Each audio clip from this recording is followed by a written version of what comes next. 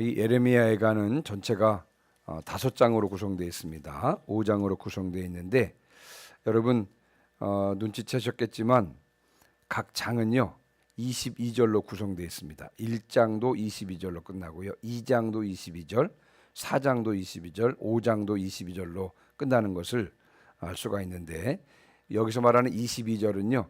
여러분 히브리어 알파벳 숫자가 22개입니다. 그래서 히브리어 알파벳 한자를 사용해서 한자씩 적어나가는 것입니다. 그래서 각 장마다 22절로 끝나고 있습니다. 자, 그런데 오늘 읽은 이 3장 있죠. 3장. 여러분 3장을 한번 보시면 3장은 66절로 구성되어 있습니다. 그러니까 히브리어 알파벳 한 절을 가지고 그 한 개를 가지고 3절씩 반복해서 사용했기 때문에 66절로 구성되어 있습니다. 자, 그러면 이제 다른 장은 왜 22절로 구성되어 있는데 이 3장만 66절로 구성되어 있느냐? 저자는 예레미야 애가의 저자는 지금 3장을 강조하고 있는 것입니다. 그래서 여러분 예레미야 애가의 중심장이 몇 장이냐면 바로 이 3장이 중심장이 되는 것입니다. 왜냐하면 여기에 회복의 소망이 담겨져 있기 때문에 그렇습니다. 저는 이제 오늘 새벽 설교를 준비하면서 그냥 3장 1절 한 절 묵상하면서 설교를 좀 준비했습니다. 3장 1절부터 18절까지 오늘 읽은 이 본문 중에서 가장 중요한 요절을 한 절 꼽으라 그러면 1절이라고 할 수가 있는데 여러분 1절을 다시 한번 읽어보겠습니다. 3장 1절 예레미야가 3장 1절 시작. 여호와의 분노의 매로 말미암아 고난 당한 자는 나로다. 아멘. 자, 여기서 나는 누굽니까? 나는 누구를 가리키는 걸까요? 예레미야입니다. 예레미야 선지자를 가리키는 것입니다. 예레미야 선지자가 여호와의 분노의 매를 맞았다고 하는 것입니다. 그런데 여러분 이상하지 않습니까? 왜냐하면 현재 하나님의 분노의 매를 맞고 있는 사람들은 누구냐면 남유다 전체 백성이 아니겠습니까? 그렇죠? 그들이 우상 숭배의 죄를 범함으로 말미암아 지금 하나님의 심판을 받고 있는 것입니다. 그래서 하나님의 성전이 불타고 있고 예루살렘이 지금 불타고 있고 백성들은 포로로 잡혀간 것이 아닙니까?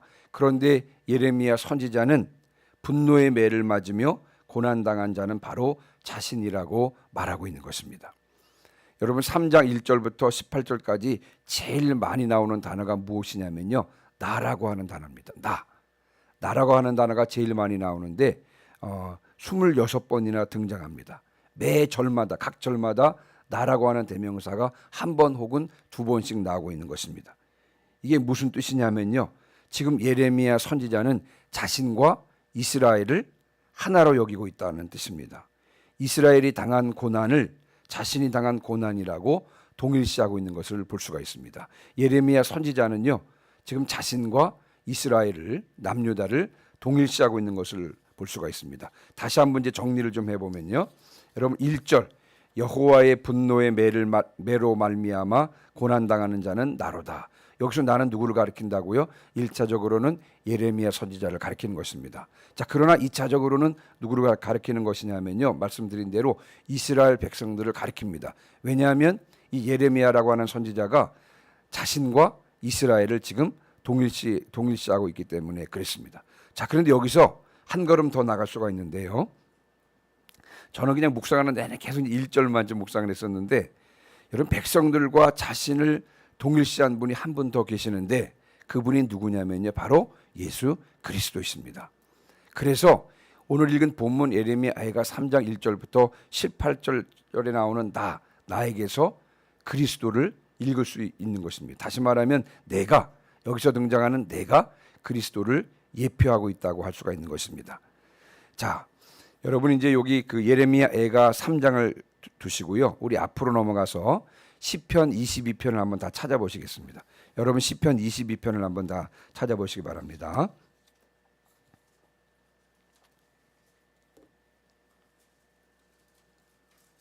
자, 시편 22편 다 찾으셨죠? 자, 여러분 시편 22편은 누구의 시입니까? 1절 바로 위에 보시면 부제가 나오는데 여러분 다윗의 시입니다. 근데 시편 22편에도 나라고 하는 대명사가 몇 번 나오냐면 35번 등장합니다. 자, 그러면 시편 22편에요 35번이나 등장하는 나는 누구를 가리키는 것이냐면요 1차적으로는 다윗을 가리킵니다. 자, 그런데 여러분 시편 22편은 알려진 바대로요 시편 22편은요 그리스도의 고난으로 유명한 시입니다.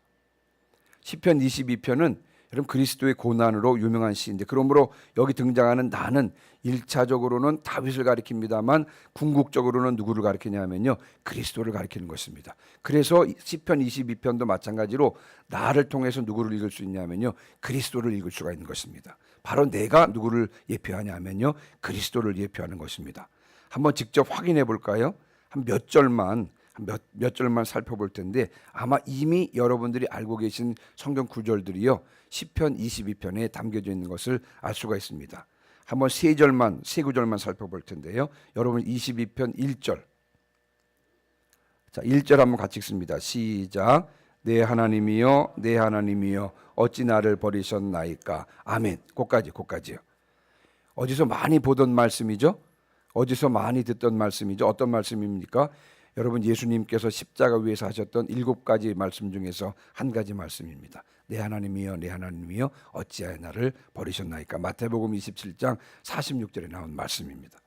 자, 그리고 여러분 16절 한번 보겠습니다. 16절도 같이 읽을까요? 시작. 개들이 나를 에워쌌으며 악한 무리가 나를 둘러 내 수족을 찔렀나이다. 아멘. 예수님께서 십자가 위에서 손과 발에 못 박히신 것을 말씀하고 있는 것입니다. 그리고 18절 여기만 한 절만 더 보겠습니다. 18절 시작. 내 겉옷을 나누며 속옷을 제비 뽑나이다. 아멘. 예, 로마 군인들이요 예수 그리스도를 십자가에 못 박으시고 그리고 겉옷을 취해서 4조각으로 나눠서 각자 하나씩 가져갔고요 속옷은 제비 뽑아 가져갔습니다. 바로 그것을 말하는 것입니다. 자, 그러니까 여러분 시편 22편에 나오는 여러 구절들을 우리들은 이미 신약 성경에서 읽어본 적이 있습니다. 그러니까 이 구절들은요 예수 그리스도를 통해서 성취된 구절들인 것입니다. 자, 그러므로 시편 22편에 나오는 나를 통해서 그리스도를 읽을 수 있다고 말씀드린 이유가 여기에 있는 것입니다. 자, 그러면 다시요 이제 오늘 본문으로 한번 돌아가 보겠습니다. 예레미야가 3장으로 한번 넘어가 보겠습니다. 자, 우리들은 예레미야가 3장 오늘 읽은 본문을 통해서요 예레미야 선지자가 자신을 이스라엘 백성들과 동일시했다고 말씀을 드렸는데 이 자신을 동일시한 예레미야 선지자의 노래를 통해서 예수 그리스도를 읽을 수가 있는 것입니다. 한번 구체적으로 좀 살펴볼 텐데요. 여러분 먼저 14절입니다. 14절. 자, 여러분 14절 같이 읽습니다. 시작. 나는 내 모든 백성에게 조롱거리 곧 종일토록 그들의 노랫거리가 되었도다. 아멘. 예수님께서 십자가에 못 박히셨을 때 여러분 지나가던 사람들이요 자기 머리를 흔들면서 예수님을 모욕했습니다. 그리고 또한 그와 같이 대제사장들과 서기관들과 장로들도 예수님을 희롱했다라고 마태복음 27장 39절 이하에서 말씀하고 있습니다. 자, 그 다음에 8절 보세요. 자, 8절 같이 읽습니다. 내가 부르짖어 도움을 구하나 내 기도를 물리치시며. 아멘. 조금 전에도 말씀을 드렸습니다만 예수님께서 십자가에 달리시고 제9시가 되었을 때 오후 3시가 되었을 때 예수님께서 큰 소리를 질렀습니다. 엘리 엘리 라마 사막다니. 이게 무슨 뜻이냐면 우리 시편 22편에서 읽었는데요. 나의 하나님 어찌하여 나를 버리셨나이까. 하나님께 도움을 청한 것입니다. 그러나 예수님의 어깨에는 인류의 죄짐이 지어져 있었기 때문에 하나님께서는 그 소리를 외면하신 것입니다. 그래서 여러분 8절을 통해서 우리가 그 부분을 확인할 수가 있고요. 여러분 15절. 자, 15절도 읽습니다. 시작. 나를 쓴 것들로 배불리시고 쑥으로 취하게 하셨으며. 아멘. 예수님께서 십자가에 달리셨을 때 어떤 사람이 달려가서요 해면을 가져다가 그 신포도주를 적셔서 그것을 갈대에 끼워서 예수님께서 마시게 했던 장면이 마태복음 27장 48절에 기록되어 있습니다. 그 다음에 11절. 나의 길들로 치우치게 하시며 내 몸을 찢으시며 나를 적막하게 하셨도다. 예수님께서 고난당하시는 모습을 묘사하고 있음을 알 수가 있습니다. 그 다음에 12절 13절. 자, 12절 13절을 같이 읽습니다. 시작. 활을 당겨 나를 화살의 관역으로 삼으시며 화살통의 화살들로 내 허리를 맞추셨도다. 여러분, 로마 병정 한 사람이요 십자가 위에 예수님의 옆구리를 창으로 찔렀습니다. 그래서 예수님의 옆구리에서 물과 피가 나왔다는 기록이 요한복음 19장 34절에 기록되어 있습니다. 여러분 6절입니다. 6절. 나를 어둠 속에 살게 하시기를 죽은 지 오랜 자 같게 하셨도다. 예수님의 장사되심을 나타내는 것입니다. 요셉은요 예수님의 시신을 가져다가 깨끗한 세마포로 싸서 바위에 판 자기의 새 무덤에 안치하셨습니다. 그리고 큰 돌을 굴려서 무덤 문을 막았다는 내용이 마태복음 27장 59절부터 60절까지 기록되어 있습니다. 그리고 한 절만 더 볼까요? 7절입니다. 7절. 그럼 7절은 같이 읽습니다. 시작. 나를 둘러싸서 나가지 못하게 하시고 내 사슬을 무겁게 하셨으며 예수님의 무덤을 인봉한 것을 말하고 있습니다. 대제사장들과 바리새인들은요 경비병과 함께 가서 돌을 인봉하고 무덤을 굳게 지키게 한 그런 내용 마태복음 27장 66절에 기록되어 있습니다. 자, 이렇게 여러분 정리를 해보면 백성들과 자신을 동일시하고 있는 예레미야에게서 예수님의 모습을 읽을 수 있다라고 말씀을 드렸습니다. 자, 그런데 이 고난받는 종의 모습으로 유명한 성경이 한 거 더 있죠. 여러분 잘 아시는 대로요. 이사야 53장입니다. 이사야 53장에 등장하는 고난받는 종이 누구입니까?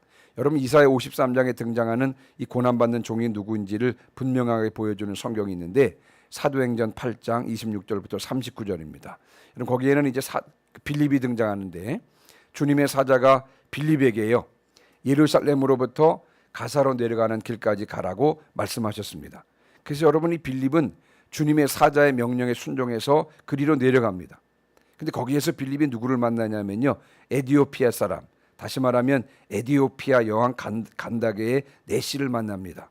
그는 예배하러 예루살렘에 왔다가 돌아가는 길인데 수레를 타고 가면서 이사야 선지자의 글을 읽고 있었다라고 성경은 증언하고 있습니다. 근데 성령께서 빌립에게요 그 수레로 가까이 가라고 말씀하셨습니다. 그래서 성경에 보니까 이제 사도행전에 보면 여러분 이제 빌립이 달려갑니다. 그 수레로 성령의 그 말씀에 순종해서요 빌립이 그 수레로 달려갔는데 그 수레로 가까이 가서 보니까 그 에디오피아 그 간디게의 내시가 여러분 이사야 선지자의 글을 읽는 것을 들었다 그랬습니다. 그가 이제 수레를 타고 가면서 이사야 선지자의 글을 읽고 있었습니다. 그때 빌립이 묻습니다. 읽는 것을 깨닫느냐? 자, 그랬더니요 여러분 그 내시가 빌립을 청해서 수레 위로 올라가게 한 다음에 그는 자신이 읽고 있던 고난받는 종에 관한 걸 다시 말하면 이사야서 53장 7절 이하의 말씀을 읽고 있었는데 그때 여러분 내시가 빌립에게 이렇게 묻습니다. 선지자가 이 말한 것이 누구를 가리킴이냐? 자기를 가리킴이냐? 타인을 가리킴이냐? 이 내시는 이사야서 53장의 고난받는 종에 관한 내용을 읽으면서 궁금했던 것입니다. 여기에 등장하는 고난받는 종이 이사야 선지자를 말하는 것이냐 아니면 특별한 누구 개인 다른 사람을 가리키는 것이냐 이것을 빌립에게 물었습니다. 그때 여러분 빌립은 이 글로 시작해서 고난받는 종이 예수 그리스도임을 가르치면서 복음을 전하였고 내시는 곧 세례를 받았다라고 사도행전은 증언하고 있는 것입니다. 여러분 여기에서 빌립은요 고난받는 종이 누구라고요? 고난받는 종이 예수 그리스도이심을 명확하게 밝히고 있는 것입니다. 그리고 빌립은 이 고난받는 종을 통해서 복음을 전했던 것을 우리가 사도행전을 통해서 확인할 수가 있는 것입니다. 여러분 이사야 53장의 고난받는 종이 누구입니까? 누가 뭐라고 해도 이 이사야 53장에 등장하는 고난받는 종은 예수 그리스도를 예표한다는 것을 분명히 알 수가 있습니다. 자, 그러면 예수님이 누구십니까? 여러분 예수님은 구원자이시면서 하나님의 아들이십니다. 그러나 그는 자기를 비워 종의 형체를 가지고 사람들과 같이 되셨고요. 사람의 모양으로 나타나셔서 자기를 낮추셨습니다. 또한 그는 사람과 자신을 동일시하기 위해서 하나님의 아들이시면서도 요단강에서 요한에게 세례를 받으셨습니다. 뿐만 아니라 그는 죄가 없으신 분이시지만 사람들의 죄의 짐을 대신 짊어지시고 십자가에서 피 흘려 죽으셨습니다. 그분의 사역에 대해서 이사야서 53장 4절부터 6절은 이렇게 말씀하고 있습니다. 그는 실로 우리의 질고를 지고 우리의 슬픔을 당하였거늘 우리는 생각하기를 그는 징벌을 받아 하나님을 맞으며 고난을 당한다 하였노라. 그가 찔림은 우리의 허물 때문이요 그가 상함은 우리의 죄악 때문이라. 그가 징계를 받음으로 우리는 평화를 누리고 그가 채찍에 맞음으로 우리는 나음을 받았도다. 우리는 다 양 같아서 그릇 행하여 각기 제 길로 갔거늘 여호와께서는 우리 모두의 죄악을 그에게 담당시키셨도다. 예수 그리스도께서는 우리와 같이 사람의 몸을 입으셨고요, 회개의 세례를 받으심으로 우리와 동일시 되었기 때문에 우리는 하나님과 평화를 누리게 되었고요, 하나님의 자녀가 된 것입니다. 우리는 죄의 병으로부터 나음을 입어 영원한 생명을 누리게 된 것입니다. 여러분, 제가 오늘 아침에 좀 길게 말씀을 드렸습니다만 오늘 강조하고 싶은 것은요, 예레미야가 3장 1절을 묵상하면서 느낀 것은요, 예레미야가 자신을 이스라엘과 동일시했던 것처럼 예수님께서는 당신을 우리와 동일시하셨다는 것입니다. 예수님께서 당신을 우리와 동일시하셨기 때문에 우리는 평화를 누리게 되었고 나음을 입게 되었다는 것입니다. 그분께서 우리와 같은 모습으로 이 땅에 오셨고 또 우리와 같은 모습으로 세례를 받으셨기 때문에 우리는 구원을 받은 것이고요, 우리는 하나님의 자녀가 되어서 영생을 누릴 수 있게 되었다는 것입니다. 다시 말하면 예수 그리스도의 동일시, 예수님께서 당신 자신을 우리와 동일시한 것, 다시 말하면 그분의 희생으로 우리가 구원을 얻게 되었다는 것입니다. 그런 의미에서 이 동일시라고 하는 것은요, 희생을 말하는 것이고, 이 동일시하는 것은 긍휼의 마음이요 사랑의 마음인 줄 믿습니다. 이 동일시가 사람을 살렸던 것이고요, 이 희생이 사람을 변화시키는 것이고, 이 긍휼의 마음이 사람을 구원하는 것입니다. 여러분, 십자가는 동일시요 희생인 줄 믿습니다. 그래서 십자가에 능력이 있는 것입니다. 여러분, 사탄은 이것을 알았기 때문에 공생애를 시작하시는 예수님을 유혹한 것입니다. 사탄이 예수님을 유혹한 것입니다. 왜 자꾸 이렇게 어려운 길을, 십자가의 어려운 길을 가려고 하느냐? 십자가의 어려운 길을 가지 말고 쉬운 길로 가라. 쉬운 길이 있다. 나에게 절하면 내가 천하 만국을 너에게 주겠다.